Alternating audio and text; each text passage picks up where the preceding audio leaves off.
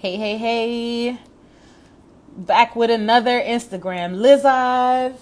This time we have R&B artist Kevin Ross, fresh out of Washington, D.C.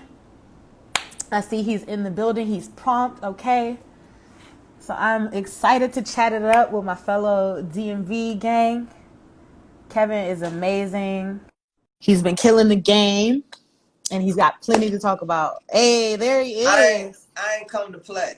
I ain't come to play. You know I'm Period. prompt. You know I'm I love working that. here. Professionalism A1. You know what I'm saying? We gotta be prompt, man. It's the day the EP come out, AV2. So we gotta be early.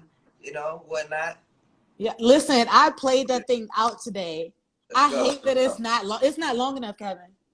I know. It's I so know. good. Yeah. It's supposed to make you want to run it back. You know what I mean? That's the whole goal, is to make people want to run it back. I don't want nothing too long to make people feel like, all right, I'm satisfied. It's like, nah, run that thing back again. Listen, well, I know you done got a couple hundred streams off of me alone because it is Come on. so good. Shout out. Shout out. Thank So you. talk to me more about this. This is an EP follow up. You're kind Yeah. of teasing us a little bit. So Yeah. talk to me about that.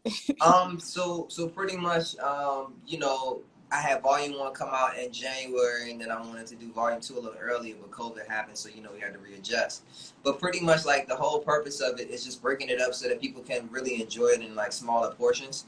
You know what I mean? Like, it's like when you go to those bougie ass restaurants and like they give you smaller portions to focus on the flavor more so than the portion size. And so I wanted Okay. to try my hand at that. I seen her with her success within that, and a couple of other artists as well, to do that. And so I was like, you know what? I think this is dope. Let me try it and see, how people take to it. Because it's nothing like being a new artist and you putting out like 30 records and people only want to hear one. They just want one. Right. Like, if they like one, you know what I'm saying? Like, you good to go. But if they can't find one at 30, it's Yeah, no, I feel you. Well, this one, it was nothing but heat all the way through. The debut song, God is a Genius. I think that was the debut one. You're yeah. already at more than 1 million streams across platforms. So talk to me about how it feels to get the success, right? Like, it's working. You're raising Yeah. our palette and the fans are coming to meet that. How's it feel? It feels great. This is my first year being independent. So, I approached it like an indie artist. So, I'm in the discovery phase. So, to me, I was starting from zero. I started from zero with nothing. So, I knew coming in that I had to, prove myself within the music and what I delivered. So that was like most important to me. So I'm just excited that they took it in, and I'm blessed, man, for sure. Yes. All right. So tell me more. You have a talk show, and I'm Yeah, sure this came out of COVID. It's a way to keep your fans engaged. But you're yeah. actually really good, and I'm low key shook because I'm like, wait a minute, I'm a host. So like, how you gonna come be a better host? So talk to me about the Mashup Show. The Mashup Show, it comes on every Monday, Facebook Live at 8 o'clock.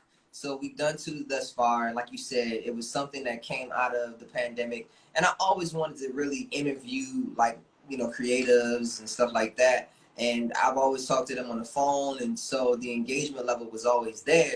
It was just really like, yo, how can I create a format? Everybody's doing the IG lives, everybody's doing these interviews, but how can I make mine a little different? So I created segments like the icebreaker round, the mashup round, of course, trending topics, and just really digging inside of the artist to get those other nuances that you may not get in other interviews. So it's really fun. We have a good time. We keep it light. And most importantly, the conversation is authentic. You know what I mean? Yeah, So, and it's a good time. I definitely watched the last one. I'm probably gonna say her name wrong. Sonria. Yeah, Songbird. Sonria. Yeah. Shout out to It was Sonny. so cute. You guys are hilarious, and you put her on the spot to sing, and Honey blew it down. Okay. Yeah, absolutely. So I'm gonna throw the ball back at you. Can Yeah. we get a little sample, a little Friday verse? Let's see what we got here. Of course, it got to be something from off of Audacity AV2. Volume 2. Go Exactly. run it up. I'm trying to think. God must be a genius. Me, you wouldn't be here. I know that you haven't sent. I don't believe in coincidence. Said no, no, no, God's a genius. So everything goes out for a reason. I know that you haven't sent. I don't believe in coincidence. Said no, no, no, no, no, no. See, well, I literally just got goosebumps. I wish I could show you. Oh my God. Like when an artist sounds just like the recording, you know it's the Oh, truth. So I appreciate you sharing that with us. for sure, for sure, for sure. So that was evidence right there of why they call you the Mashup King. Talk to me about how you got that title. That's definitely something that first caught my attention when I came to Yeah, learn of your music, is that you have an amazing way of flowing some of our favorite songs together, and you've been able to yeah. go viral and like create opportunity from that. So talk to me about that. It actually happened I just wanted to be better and wanted to just kind of expand my palette as a musician. How I felt like I wasn't able to do that on record yet, and so that's how it came about. And so I wanted to pay tribute to artists, you know, my predecessors and stuff like that. So we just decided to start mixing it up. I wanted to be a DJ, kind of at the same time sing and deliver stuff, and so it was really really awesome. Shout out to Major in the building as well. Yes, Um, Major. yeah, so I mean, it was really really awesome. Just like once I started getting that like response, and then the consistency started to happen. You know, like I think it was more so natural for people to be like, he's like the mashup king. Especially when I started to kind of put that in there as far as to say new mashup or KR mashup. So yeah, it's definitely something that I kind of grew into as it pertains to more so me saying I'm the mashup king and yeah. It's just kind of like, okay, people say It's it, better when the people say it. I'm gonna own it. I'm gonna own it now, instead of really hiding behind it. So yeah. I love that. And what I love most is your ability to be a vocal arranger, if that makes sense. Like that's really what I'm listening for. It's like, oh, so he could help other artists potentially. And then I started digging and I'm like, but he has. You have had placements with SWV, Johnny Gill, Trey Yeah. Songz. Your first placement was with Jamie Foxx. Tell me how Yeah. that came about. Honestly, I moved down to Atlanta and I was just writing like crazy, like for like 9 months, writing like, well, maybe like a year, writing for crazy for like a year every day, nonstop. And I think I wrote Jamie's record maybe like the second or third month that I was there. Didn't hear nothing for like 9 months, and then like next thing you know, I get a call and he's like, "Yo, you need to fly out. Jamie wants to cut it tonight." And I was Wow. like tonight. You know, I'm in my pajamas in Atlanta. I'm like, "Oh, he out in Calabasas." So, you know, we made it happen. But it was really great because Jamie is truly like great at his craft, not just as like a recording artist, but just as an artist in general. Like the way that he absorbs, the way that he takes in information is like, it's damn near bizarre. You know what I mean? And it's Mm-hmm. where he'll sit and look at a television screen or he'll stare at something. It's like he's in such trance, absorbing it, that it's Wow. really it's a really cool thing to watch someone that is a true master of his craft take that in and study. So I love that because I was going to ask, what have you learned from being able to work with these people? How has your access to them helped you be a better artist? you know what? Just watching their ethic, like their work ethic, their nuances, like the tendencies that they have, quirks and stuff like that. So you know, that allowed for me to say, okay, what works, what doesn't, you know, things to be aware of, you know, just like kind of look out for. But then, you know, also like the good traits to say, okay, like this is a network game. Your network is your network. You know what I mean? So it's like for me, that's key. Is just making sure that like no matter where I'm at, that people understand like the services that I bring to the table and how I present myself, the energy that I carry within a session that matters. And so that is that's the defining moment of whether or not you're welcome to another opportunity or not. You know what I mean? Right, So right. um, I always kept that in mind, just watching other artists and working with them and just being a student and a fly on the wall for sure. And what was the song? What was the first Jamie Foxx song? I gotta know. It was called "Hit It." Wow, "Hit It Like This."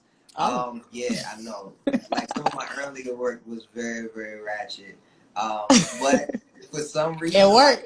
it works. Yeah, like it still works. Like I go under a different alias, you know, just to like separate myself from the music. And Okay. the alias is Ego. And so Mm. you know, I go into ego mode to do a lot of these ratchet records. But ego has definitely made me, you know, quite a bit of money for sure. So you know, I pull out ego every now and then, you know, when need be, sure. I like that. So it's like Beyonce and Sasha Fierce. You the whole Kinda, Other yeah. side, the flip Sure, side. for sure. Yeah. So describe Kevin Ross in comparison to Ego, because Kevin Ross is deep and like you Yeah. sound like you really love women and Yeah. relationships, and Yeah. so talk to me about the duality. Ego is very reckless. Ego is very sarcastic. Ego is very egotistical as well. So like, you know, when it's time to go into the studio, you know, I'm the best thing in the world. You know what I mean? Like, and whatever that I'm gonna create is gonna be that. You know what I mean? Like that's how Ego thinks. You know, that's that persona. In order to get that braggadocious feel and that vibe from out of the record that I need, and also too, when I'm in Kevin Ross mode, I'm looking at social media. I'm looking at all of these things. I'm looking at the vernacular. I'm looking at, you know what I mean? Like everything. I'm watching it. So when it's time to turn on Ego, I have enough information to like put out to say, okay, like, all right, we know what we're doing now. So it's actually kind of cool. And it's very interesting that I'm actually now incorporating the two worlds together within Audacity. Within certain songs, people can hear nuances of, you know, like I Do and Options is kind of like day and night. Like I Do Yeah. is Kevin Ross and Options is Ego. You know what I Yeah. mean? And it's kind of like the happy medium in the marriage between these two personalities, you know? That was my favorite pick on the album too. So I see, shout out to Keithan from Rated R&B. He chimed in with that. He was like, I hear Hey, Ego all over. I do what options. up? No, I love that. So what I'm gathering from what we're talking about is you're a constant student. And I Yeah, love that. yeah. Talk to me about how important it is to respect the craft. I get people sliding in my DMs all the time. And I understand that we all have to start somewhere. So I'm not trying to Yeah. dog anybody, but it feels like a lot of artists, especially the younger artists, don't really respect the game enough. So talk to me about how important it is to really soak up and like know what you're getting into.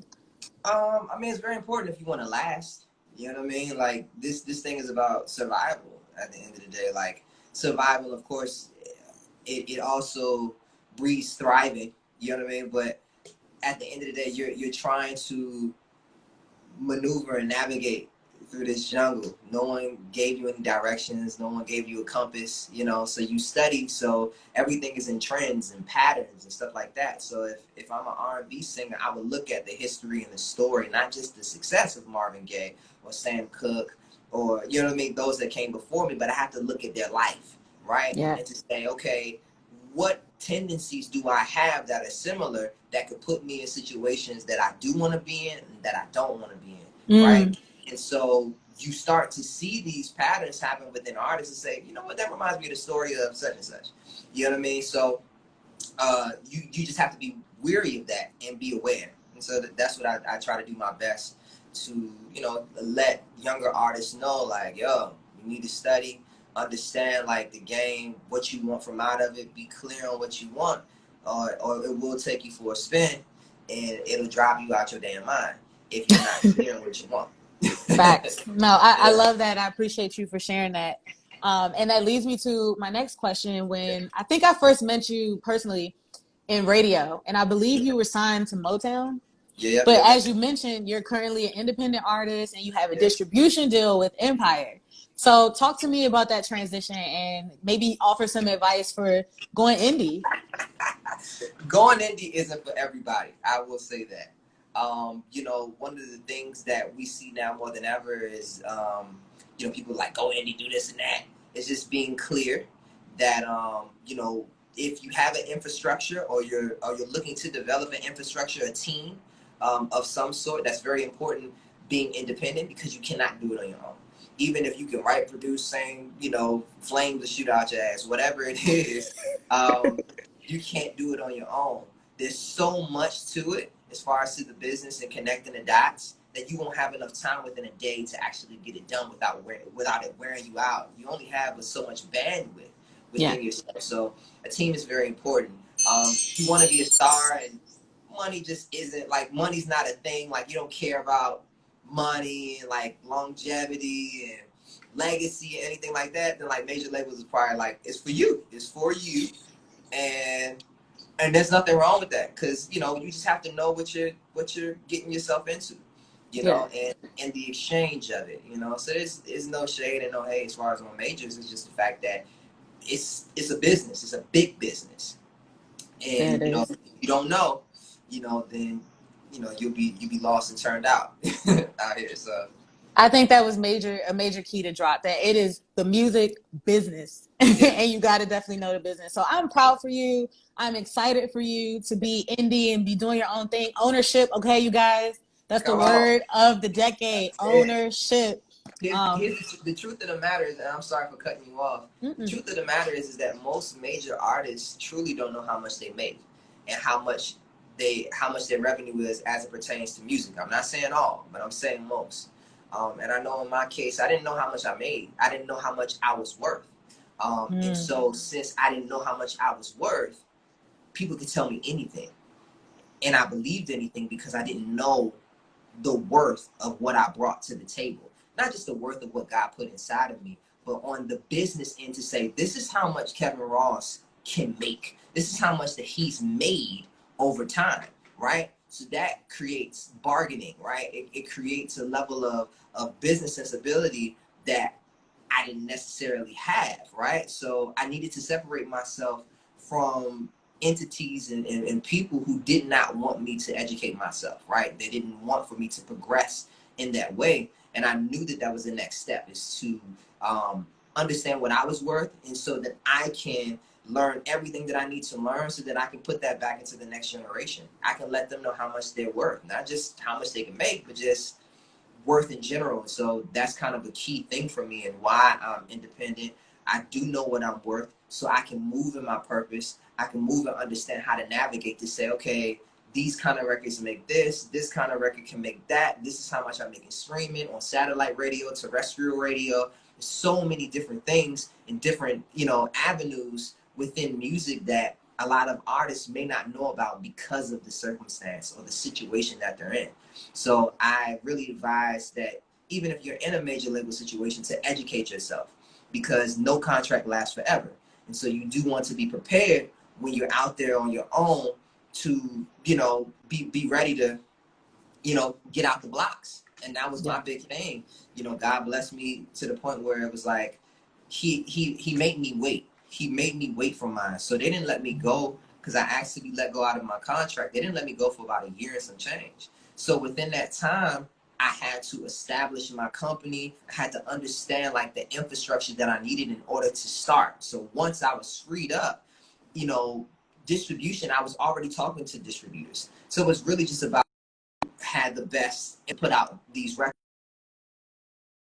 right? So, you know, Empire was the best fit, and so we could go because everything was ready. I took that year to really, you know, gear up, and I knew I was like, I'm starting at zero. This is brand new for me.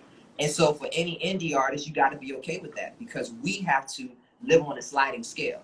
We can't look at what somebody else is doing over here on a major label to say that I don't have this success. We have to live off of a sliding scale to understand that, you know, what our parameters are, you know, and be okay with that and be happy with our success, because now it's becoming individualized more than ever. Perfect. Oh, okay. Masterclass. We wasn't even ready for this. Thank you. No, that was valuable information. Shout out to Amina Butterfly in here. Everybody is soaking this Shout out to up. me. So we all appreciate this. I'm trying to figure out where to go next. All good. All good. I'm sorry. No, don't apologize, please. You are currently in Los Angeles, right? No. I'm not in Los Angeles. I'm back on the East Coast. Okay. So I'm enjoying that. You know, I'm from DC. I'm not in DC, but I'm on the East Coast. Okay. And just taking time out to study and really just like dig in and absorb the energy. You know what I mean? I think that, you know, the East Coast just has a different energy than the West. I spent like 2.5 years out on the West Coast, and I enjoyed it. But I was like, man, like I just kind of missed this East Coast thing, and so, you know, I wanted to come back, and so it's been really good to me. I've been able to finish out Audacity and start some more stuff as well out here. So it's great. Nice. You're not the first person I've heard say that from the area. So, you know, it's just something about our flavor that's special. So I feel you. And Yeah. talk to me about that. How has your upbringing, your background in the DC area influenced your music? You know what? People always say, they're like, man, you from DC, man. How come you don't do no go-go in your music? I was like, because that's not the only thing we do. You know, I was like, Okay. you know, we created the Quiet Storm format, WHUR. Shout out to Howard University Radio. And so I wanted to lean that way and pay tribute to that, because I was just like, well, I think that's dope. And I think that this is what half of the kids that's within my generation, that's what we grew up on. You know, when it was time for the parents to listen to the radio after dark, that's all we listened to. We had no options as far as like turning on whatever we want to turn on. This is so ratchet, Kevin. Please forgive me. My DoorDash just got here. Hold on one second. And listen, we gonna keep this thing going.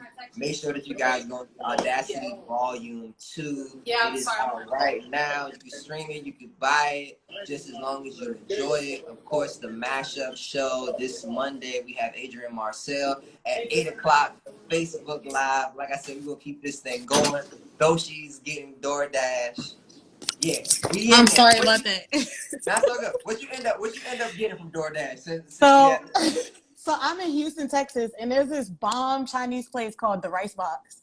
Okay. I'm hooked, man. I can't help it. It's it's some special seasonings or something. I don't know what they do, but the fun chow is out of this world. So forgive me. I had to get that real quick. All good. All good. But I see the people are asking questions, so let's answer the people's questions. The first one was, how long does it take for you to do your mashups? Hours, like hours and hours and hours on end. Like, it just depends. Like, sort of the longest one I did was the Teddy Riley and Babyface mashup that I did. That took like 12 hours. It took a long time, because as soon as the thing was over, I was like, oh man, I'm inspired. Let me go ahead and do it. And then I think the shortest that I've done it was maybe 3 hours. I think 3 hours was the shortest, because, you know, mind you, like, I'm using, where's my mic at? It's like a mic that can plug into either a iPad or it can plug into my laptop. And so, like, people be like, well, how come you can do this without headphones? And I was like, because there's like a blinking, like, I can see like the metronome, there's like a blinking light on there. So like, as long as I can keep that feel, then I'll be okay. And as long as I put down the first one. So, but the problem is that, you know, I'm human. So when I mess up, I got to start all over. So I got a 2.5 minute mashup that I have arranged in my head, and I mess up, I got to start over. So it's a lot of love and energy that's put into the mashups. Hence why, you know, they don't come out as often, because, you know, you're balancing being a recording artist, but then also doing something that you love, that's for the, you know, for the art and just for creativeness. But it just takes so much time, you know, that I have to like literally take some time to myself, or like if I'm in a hotel or whatever, it's like, you know, I got to close off the day, you know, just get it done. But it's worth it when I see all the comments and people sharing and all that stuff. I mean, in partnerships with BET, I mean, I'm just saying. Yeah. Sure. I be peeping. Yeah. You're killing it. I was going to ask this question. Sky is King wants to know, which artist would you collaborate with? I'm down to collab with any and everybody, to be honest. I think it's just about timing and what makes sense for people. I respect people's time and what they have going on. So, you know, you never know. But I'm definitely looking forward to collaborating with more people, because I think I'm a collaborative person and a team player by nature. I know it may not seem like that, but I am. I am a team player, and I like to be out on the court with as many people as possible, because I believe in the collective winning. You know, just like within my team, you know, whether it's my PR manager, I always let them know that I'm like, shout out to Kina, you know, but I always let them know that what we do here, as far as within this brand, if it is successful, when it is successful and that it's hit this glorious peak, that this is supposed to bring in more business for you. This is supposed to expand your empire. These people don't work for me. We're partnered with each other, right? I don't believe in signing anybody as far as our society music group. I partner with them. You can't do business with me not unless you have an LLC. Just starting off. I want to make sure that I incorporate business inside of everything, because I truly do wish that there were people that was in my corner early on that could have told me that ownership was very important. you know, and being in Atlanta and people that looked like me, I thought that I was secure and safe, but I wasn't. You know what I mean? And I had to understand that the nature of the business, the old business, the old model, the, you know, the old guard for that matter, they were mishandled. They were, you know what I mean, duped out of certain things. And so they felt like that was a part of the business. They chalked it up to say, you know, this is how business is done. Everybody got to get screwed. Everybody, you know, has to have some kind of nightmare experience, and it doesn't have to be that way. You know, our job, especially for us, you know, those with melanin, our job is to empower and to educate as well. You know, you can still monetize and you can still make money together, but not in the means of manipulating and not by the means of deceiving people and distorting people's visions and taking their worth away from them. That's not what I'm about. And so instead of regurgitating certain habits or certain instances that may have been done to me, I have to be the catalyst of change. I refuse to, you know, continue that cycle. I have to be one of the ones to break it. I have to be one of the ones to educate the next generation, to show them that, yo, you matter. It don't matter what kind of music that you do, as long as that up here, that you're well educated, that you're sharp, and you know your business, so that you can thrive. This is about a career. It's not about just how are you going to make this thing last 20 or 30 years? That's if you want it. It's out there for you, and you can do it. It's just, you know, do you have the knowledge? Are you equipped? But I'm here for Come it. on. You a whole young OG out here. I love that. I heard two things. One of which, you only want to work with people who also have skin in the game. And I think that's real, because we both got to have something to lose. That's right. But then I also love your responsibility to the next generation and the people coming behind you. I think that is so admirable and so important, to not forget about the legacy that you leave and to truly blaze a trail. So I think that's so special. Yeah.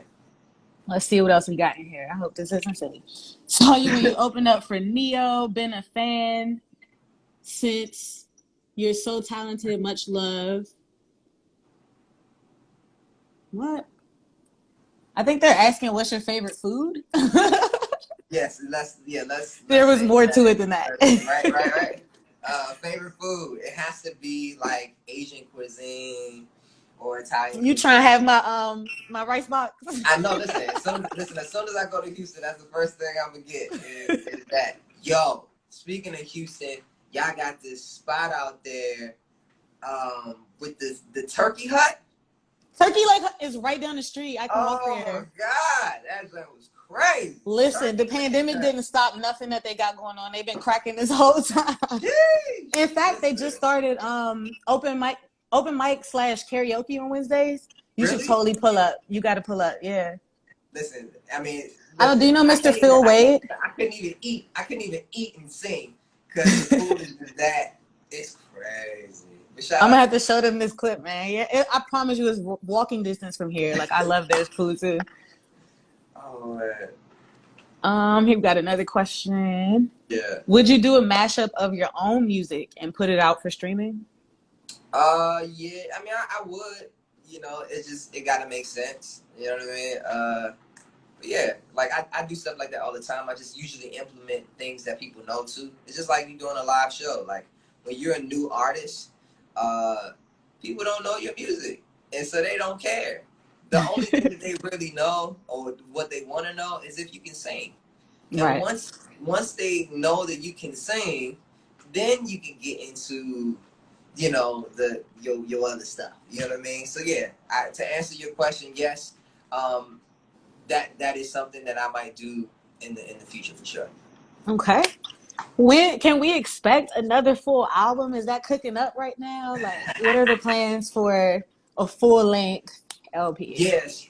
So Audacity Volume 1 and Volume 2 is supposed to be, you know, it's a part of the full length. So, you know, the next installation or like the next installment for Audacity is Audacity Complete, which is the full length. And so we add more songs and really just create, you know, this true body of work. You know, I always wanted for Volume 1 and Volume 2 to have some cohesiveness, to have flow to it, but then also to, you know, make sure that when it came back together again, that it still was cohesive, but it still feels new. because certain records are placed there for that project within itself, not for the body of work.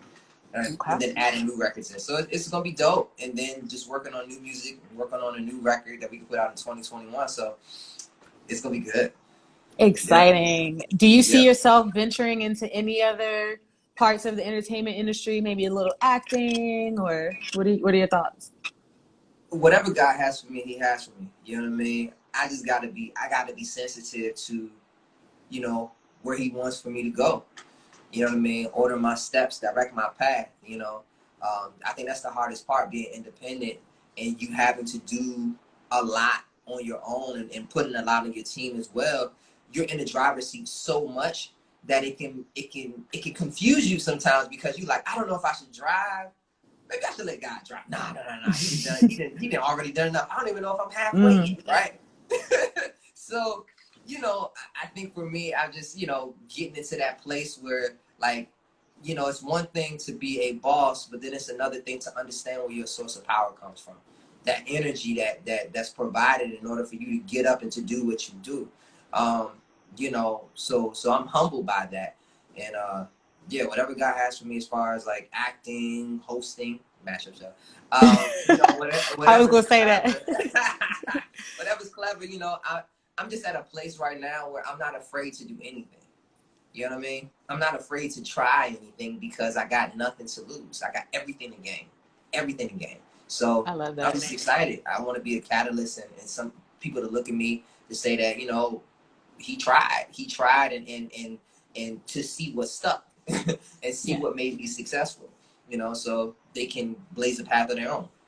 You definitely are preaching to the choir with that whole trying to find a balance between go get it and wait for God, because I can't figure it out all the time. So hearing you break it down like that, I appreciate, first off, not knowing that I'm alone in it, but also, you know, that there is a solution, and that is to just go with the flow, kind of.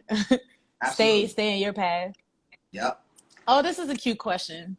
Yeah. Master Chef Marky said, when you win your first Grammy, who are you going to thank first? God, that was a great question. That is a no-brainer. That is a no-brainer. And not the little casual, like, you know how people be up there and be like, yo, I want to thank God, thank my mama, thank y'all, man, appreciate it. Nah, nothing like that. I really, honestly, like, because of how my career has been structured, like, I know that when I received the Grammy, that it's nothing but God.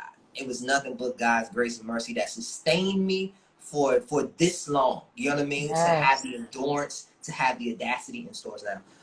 To have the audacity to you know, to stick this thing through and to endure and to really be bold enough to, you know, face whatever. You know what I mean? So I truly know that when that Grammy is in my hands, that this is not by happenstance, it's not by coincidence, it's all by design. And I understand that God puts certain things on people because they're strong enough to take it. You know what I mean? So those out there that feel like they're suffering, that feel like they're going through a hard time, they feel like they're misunderstood, that it's like every step that they take, they gotta step through barbed wire and nails and all that stuff. Understand that, you know, it goes back to God don't put more than you on what you can bear, but he puts that, you know, he puts that strength inside of the ones that, you know that can handle it. You know, it's just our part for the ones that's strong enough to make sure that we hold up to the ones that aren't.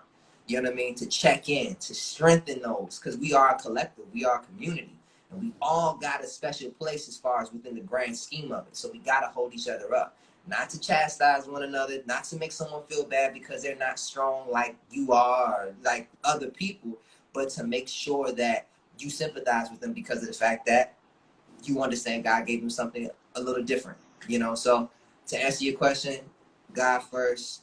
That Grammy's coming. I can feel it. Oh, it's close. I know it's close. That listening to Audacity Volume 2 today, it's on the way, babe. You have grown. You are tremendous. You've always been talented, but I'm enjoying listening to your voice mature and how you hear things and just your whole presentation. So I know it's very close, very close. And I'm going to be screaming at the TV. Hopefully I'm going to be in the crowd. Shoot, I might even be presenting it to you. I don't know. Let's go. Somebody said, "Will there be more slow jams on the full length album? They try to make some babies." You know what the crazy thing is?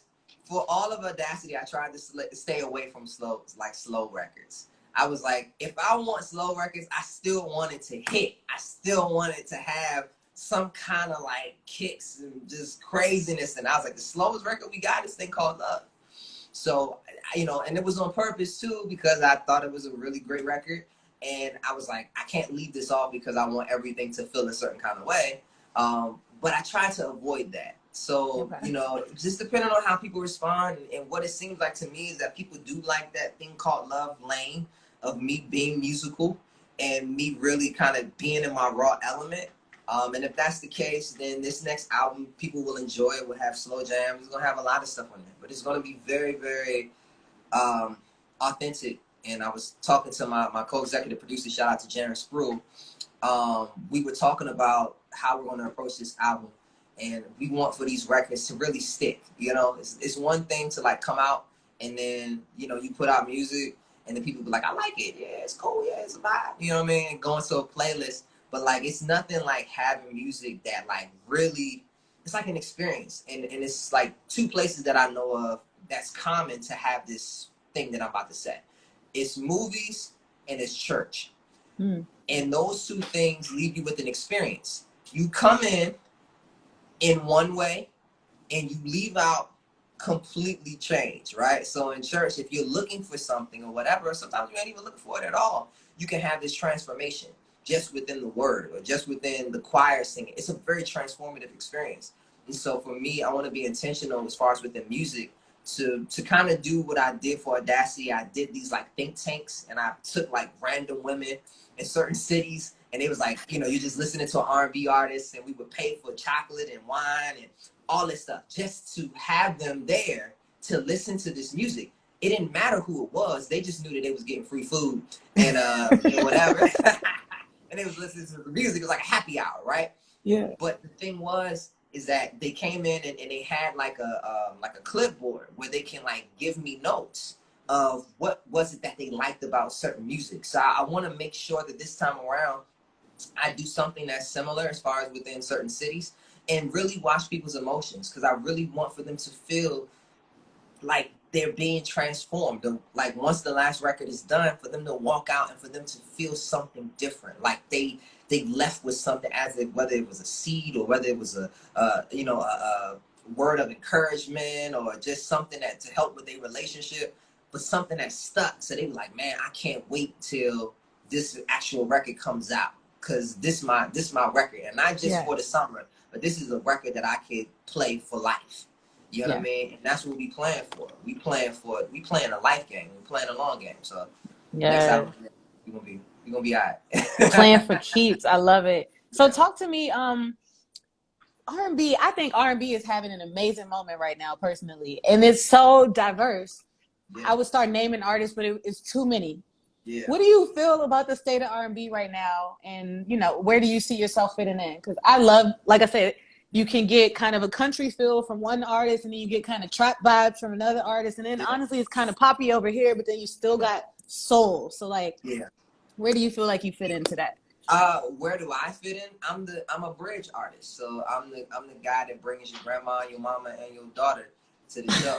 So, okay, generational. I'm a generational artist. So it's like I have the knack of this old prowess, but then I'm very aware of what's current and and then what's ahead as well, and to make sure that the show and what I deliver kind of stretches across all of it. So I don't come off too old, I don't come off too corny, I don't come off whatever. So within that, it's a line that you have to teeter. And so that's where I kind of fit. I kind of fit where, like when it's time for people to go back to theaters and for our generation to want to look sexy and feel sexy and, you out with your, fiance, your wife, your husband. Come on, speak it. Yes. You know what I mean? Like, and go to the theater, I'm one of the artists that you coming to see, and that's how I have to set myself up. So, but I think R&B's in a great space. I think it's in a great space because we're underground. We are, in a space where we're not mainstream. We're not the most popular thing. So when you look at it like that, you get the best music, because everybody wants to be seen, everybody wants to be heard. But when you're successful and you're the top genre, you don't have to try so hard. You don't have to go and dig into it becomes kind of cookie cutter. Do something new. It's just like, okay, we're gonna do this song and then this song, and regardless of whether it sounds the same, people gonna eat it up because it's a hot commodity. And R&B doesn't have that luxury, so we have to deliver like in a very special and particular way. So I'm really enjoying it. You know, while music is just, I feel like it's at its best. Like I haven't heard R&B music like this in like the past 15 years. Yeah, so it's that's how I feel. Yeah. Yes. And yes, I'm sorry. Somebody said R&B will never die. Yes, it will never die. Ever. Like, yeah, I'm sorry. Go ahead. Oh, I think somebody asked this already, but they want you to name names, Kevin. Yeah. Who do you want to collaborate with? Maybe Cup. I'm gonna say 5 artists, but they don't have to be duets or anything, right? Like a songwriter, a producer, like 5 artists that you want to work with. Man, that's tough. Because we're manifesting over here. Okay? We're manifesting. Stevie Wonder for sure. He's number one. I would want to get in the studio with Missy Elliott for sure. Yeah. Yeah. Ooh. I know this sounds weird. This is very weird, but I want to see it for me. Just for me for a session. I want to see Missy Elliott and Patrice Rushen. The reason why I say that is because these are Black women pioneers that produce, right? So Patrice Rushen, Forget Me Nots and You Remind Me, not only was she the singer and the writer, she produced these records. This is a Black woman that was within the 70s that was producing records. It wasn't heard of. Like, it wasn't too many people like her. Aretha, I think she produced, what was the record? Daydreaming, right? So it was like certain spots, but here's a woman that like produced all the time, and she had smashes, right? So to take these two women, the musicality of Patrice and just that urban appeal with them hard ass beats of Missy and putting them together to see what they come up with, because they're two forces and two just strong Black women that have, you know, blazed the trail for themselves. And honestly, I really hope for other Black women to follow after that. And I'm really excited to see, you know, who's next that would take on that path as well. Listen, you got a whole history lesson. That was 2. That was 3. All right, that was 3. That was 3. 3, okay. Let's see. Stevie. Who else we got? Man, Quincy for sure. I read the book. Good God. He was dropping all the everything. Good God. Quincy got, you know, they gotta read the book. He's earned it though. Yeah, he's earned the right to say whatever he wants. Yeah. Let me see. Who else? The last one, make it good. One last person.